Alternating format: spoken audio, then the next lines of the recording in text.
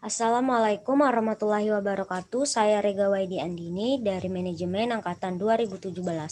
Untuk memenuhi tugas dari mata kuliah Manajemen Strategis, hari ini saya akan membahas tentang lingkungan internal, sumber daya, kemampuan, dan kompetisi inti. Pentingnya analisis internal.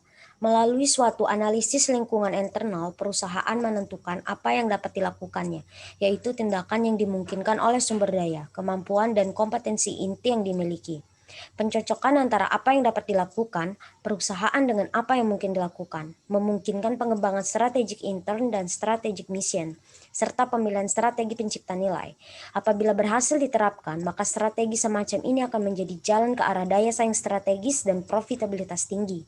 Hasil yang dicapai dari hasil analisis lingkungan eksternal dan internal diperlihatkan pada penjelasan berikut. Dengan mempelajari lingkungan eksternal, perusahaan mengidentifikasi apa yang mungkin mereka pilih untuk dikerjakan. Dengan mempelajari lingkungan internal, perusahaan menentukan apa yang bisa mereka kerjakan. Tantangan analisis internal. Identifikasi pengembangan, perlindungan, dan penggunaan sumber daya, kemampuan dan kompetisi inti mungkin terlihat mudah. Keputusan manajerial yang sulit sehubungan dengan sumber daya, kemampuan, dan kompetisi inti ditandai dengan 3 kondisi, yaitu ketidakpastian, kompleksitas, konflik dalam organisasi. Manajer menghadapi ketidakpastian dalam hal munculnya teknologi baru, perubahan kecenderungan ekonomi dan politik yang berlangsung cepat, perubahan dalam nilai sosial, dan pergeseran permintaan konsumen. Ketidakpastian lingkungan akan meningkatkan kompleksitas dan jumlah masalah yang harus diamati manajer saat mempelajari lingkungan internal. Penyimpangan manajerial mengenai bagaimana harus menghadapi ketidakpastian dasar keunggulan bersaing perusahaan pada akhirnya menciptakan konflik dalam organisasi yang harus dihadapi saat keputusan yang dibuat mengenai kompetisi inti yang harus dipelihara dan bagaimana pemeliharaan itu sendiri dilaksanakan.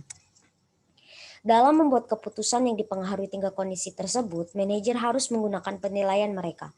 Penilaian sendiri merupakan kapasitas untuk membuat keputusan yang berhasil saat tidak terdapat peraturan atau model yang jelas, atau apabila yang relevan tidak dapat dipercaya atau tidak lengkap.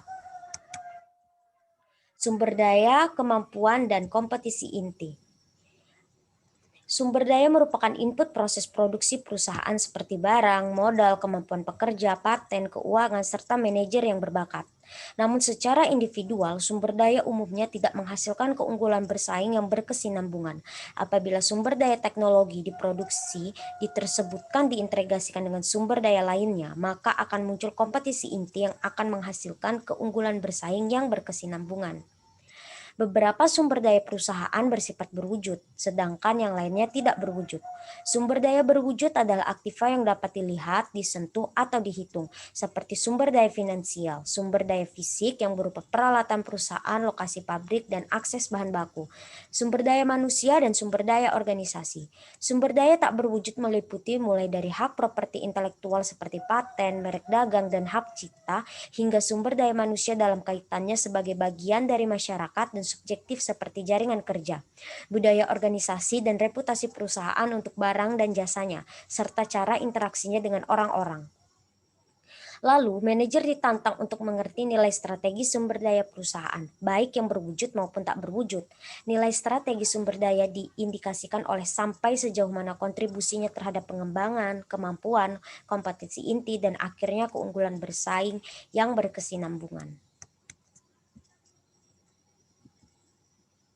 Kemampuan. Kemampuan mencerminkan kapasitas perusahaan dalam menggunakan sumber daya yang terintegrasi untuk mencapai apa yang diharapkan. Kemampuan muncul dari waktu ke waktu melalui interaksi yang kompleks antara sumber daya berwujud dan tak berwujud.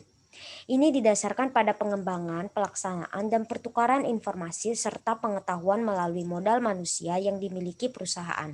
Dengan demikian, pengetahuan perusahaan dicakup dan dicerminkan oleh kemampuan dan merupakan sumber inti keunggulan bersaing yang berkesinambungan dalam perekonomian global. Di samping ialah contoh kemampuan perusahaan. Di bidang fungsional adalah filosofi perusahaan. Kemampuannya adalah memandang perusahaan sebagai sekumpulan kemampuan daripada produk. Contohnya adalah perusahaan NEC. Kompetisi inti. Kompetensi inti adalah sumber daya dan kemampuan perusahaan yang merupakan sumber keunggulan bersaing perusahaan terhadap pesaingnya.